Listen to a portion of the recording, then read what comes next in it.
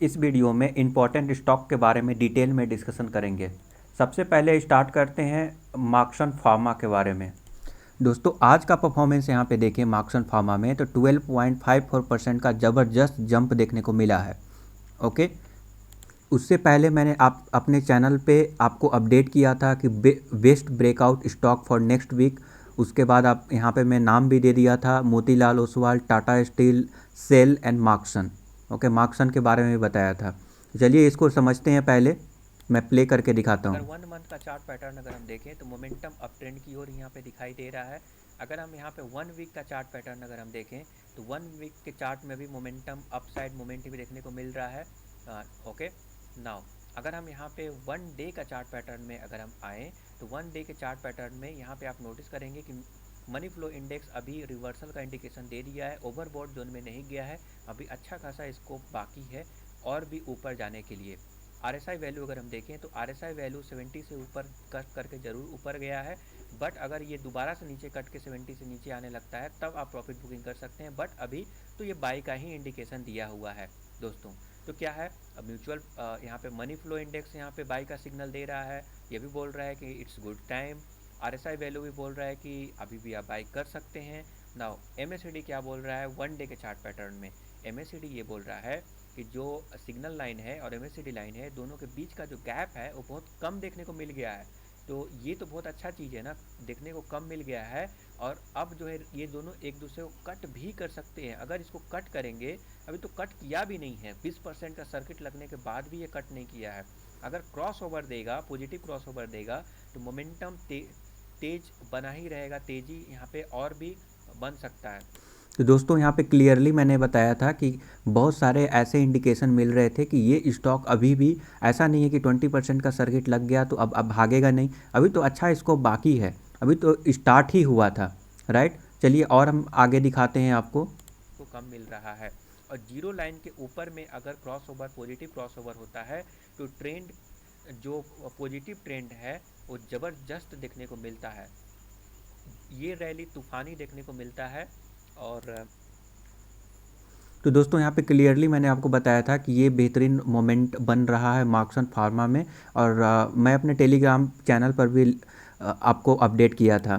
Okay, now अगर हम यहाँ पे ओके इट्स अगर हम ओके, ओके इट्स अगर हम रेजिस्टेंस सपोर्ट और रेजिस्टेंस के बारे में बात करें तो यहाँ पे जो इसका रेजिस्टेंस था, रेजिस्टेंस तो क्लियर कट तो तोड़ते हुए दिखाई ही दे रहा है।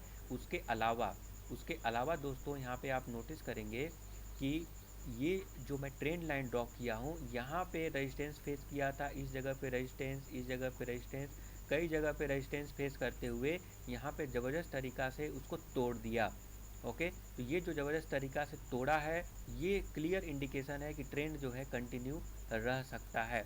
ओके, तो ये तो पूरा दोस्तों यहाँ पे ब्रेकआउट की ओर इशारा कर रहा है, हर एक लेवल पे कर रहा है, तो और क्या चाहिए दोस्तों। यहाँ पे स्टॉप लॉस कितना लेना है तो ये देख सकते हैं, ये करीब 81 के आसपास है, तो 81 जो है आप स्टॉप लॉस लेकर अभी भी बने रह सकते हैं। ये जो ट्रेंड है ये ट्रेंड आने वाले 1 से 2 वीक तक कंटिन्यू रह सकता है, तो यहाँ पे आपको घबराना नहीं चाहिए।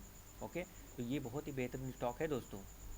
दूसरा स्टॉक है, तो दोस्तों यहाँ पे जो मार्क्सन फार्मा है अभी भी मोमेंटम बना हुआ है। मैंने यहाँ पे आपको सजेस्ट किया था छोटा सा स्टॉप लॉस लेकर बने रहने के लिए, तो छोटा सा स्टॉप लॉस 81 के आसपास था, यहाँ पे मैंने दिखाया था 81 का स्टॉप लॉस।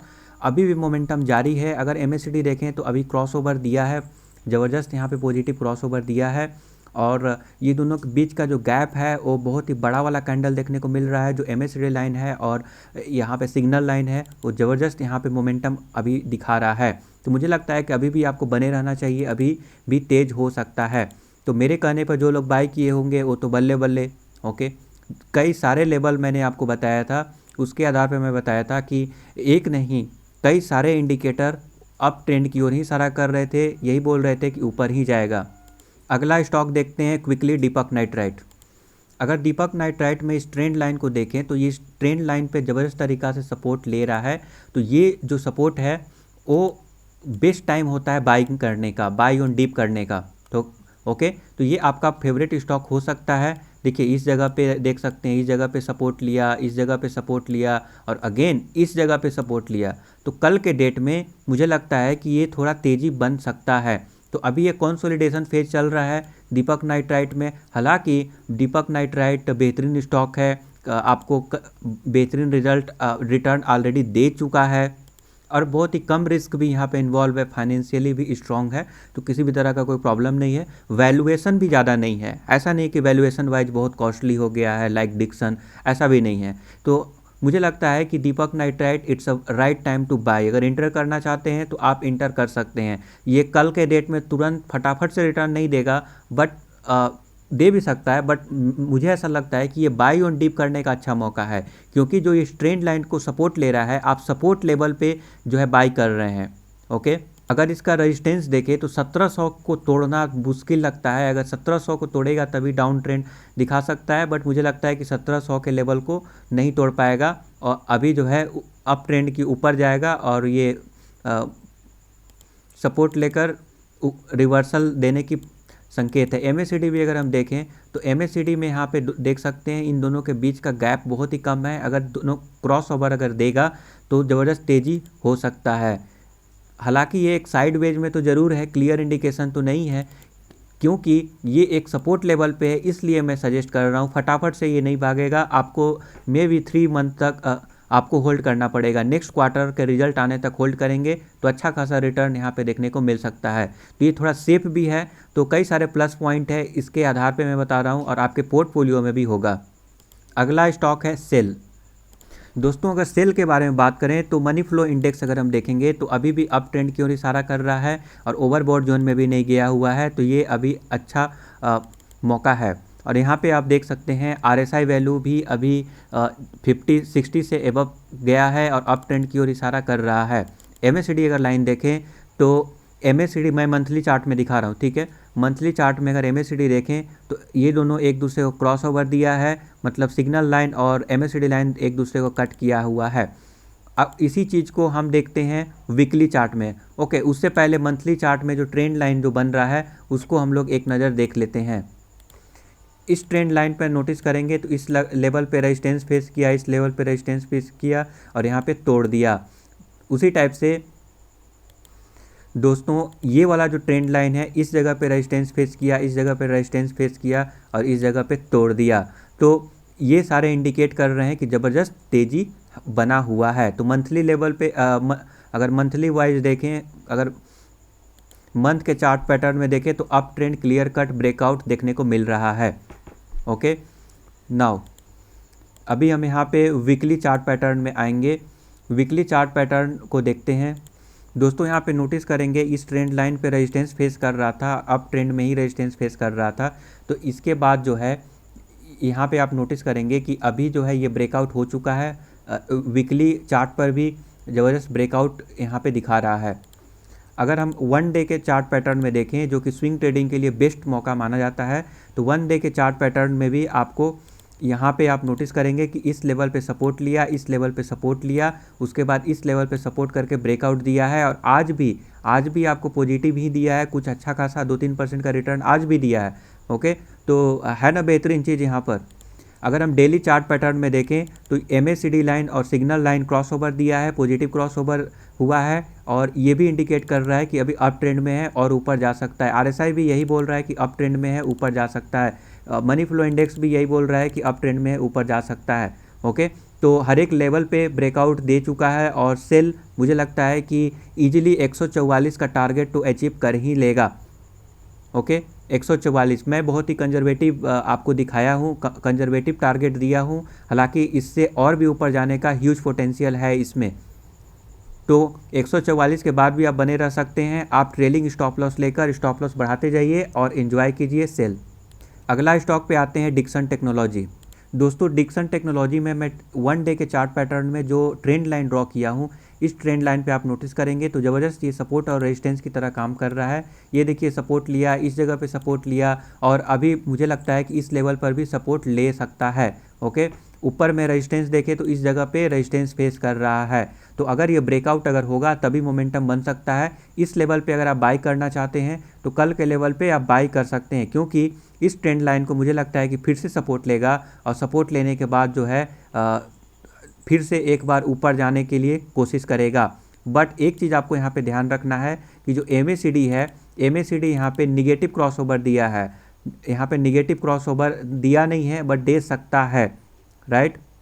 तो अगर ये देगा तो इट्स लोग यहाँ पे प्रॉफिट बुक करते हैं। तो मुझे लगता है कि ये साइडवेज टाइप का दिख रहा है, क्योंकि ये देख सकते हैं एक एंगल में फंसते हुए कहीं ना कहीं डिक्सन टेक्नोलॉजी देखने को मिल रहा है, ठीक है। अगर हम इस ट्रेंड लाइन को एक्सटेंड करेंगे तो इस जगह पर भी रेजिस्टेंस लेगा। तो मुझे लगता है कि क्योंकि यहाँ पे जो ट्रेंड लाइन है और इस जो पैटर्न फॉलो कर रहा है, ये दो चीज़ हो सकता है, आइदर तोड़कर नीचे जाएगा या फिर एज पर द MACD अगर नीचे अगर गया तो फिर ये डाउन ट्रेंड है, बट ये सपोर्ट लेकर अगर ऊपर अगर रिवर्सल हुआ तो फिर ये जो है अप ट्रेंड जाएगा और इस लेवल को, इस ट्रेंड लाइन को अच्छा से रिस्पेक्ट करेगा। ओके, तो देखिए MACD as per the other, देखिए सारे इंडिकेटर अगर पॉजिटिव अगर इंडिकेशन देते हैं तो that's a good thing, but यहाँ पे आपको थोड़ा यहाँ पे साइडवेज देखने को मिल रहा है। मुझे लगता है कि इस लेवल पे बाय ही करना चाहिए, ज़्यादा डिक्सन गिरेगा नहीं, मुझे ऐसा पर्सनली मानना है। गिर भी सकता है तो 3900 के आसपास, अगर मैं एग्जैक्टली बताऊं 4000 के आसपास तक जाएगा, ज़्यादा नहीं गिरेगा। यहाँ पे आप डरिए मत, डिक्सन टेक्नोलॉजी थोड़ा ओवर वैल्यूड तो है ही, बट फ्यूचर ग्रोथ के हिसाब से ये चलेगा, तो आप यहाँ पे बाई करके चल सकते हैं। ओके, फटाफट से रिटर्न नहीं मिलेगा, अगर नेक्स्ट क्वार्टर रिजल्ट तक आप वेट करेंगे, क्योंकि स्विंग ट्रेडिंग कर रहे हैं ना, शॉर्ट टर्म का इन्वेस्टमेंट कर रहे हैं, रोज़ बाई और सेल थोड़ी कर रहे हैं, तो 3 मंथ का वेट करेंगे तो यहाँ पे आपको अच्छा रिटर्न मिल जाएगा और ब्रेकआउट भी हो जाएगा। नीचे जाने की पॉसिबिलिटीज़ कम है, क्योंकि ये अभी भी अप ट्रेंड की ओर ही बना हुआ है, तो ज़्यादा चांसेस है कि ऊपर ही जाएगा सपोर्ट लेकर इस ट्रेंड लाइन को। अडानी का स्टॉक जो है बिना सिर पैर का भाग रहा था, उसके पीछे का रीज़न तो आपको मालूम ही होगा। कुछ लोग यहाँ पे भगा रहे थे, तो यहाँ पे NSDL has frozen the account of 3 of foreign investor firm that had held Adani group stock. तो यहाँ पे कुछ जो फॉरेन इंस्टीट्यूशन थे, उनका जो है अकाउंट फ्रोज कर दिया गया है, फ्रीज कर दिया गया है, अब वो बाई और सेल नहीं कर सकते, ये एक रीज़न था। और आपने सुचिता दलाल का जो ट्वीट था वो भी कहीं ना कहीं इसकी ओर इंडिकेशन दिया था। तो ये सारे रीज़न अगर देखेंगे तो जिसकी वजह से ज़बरदस्त गिरावट यहाँ पे देखने को मिला अडानी ग्रुप के स्टॉक में। दोस्तों, मैं टेलीग्राम पर भी यहाँ पे अपडेट कर दिया था कि अडानी ग्रीन एनर्जी P900 चल रहा है, इंट्रिंसिक वैल्यू में आपको बताया था, और मैं इस ट्वीट का भी यहाँ पे स्क्रीनशॉट दिया था कि क्या एक्चुअली में हुआ है।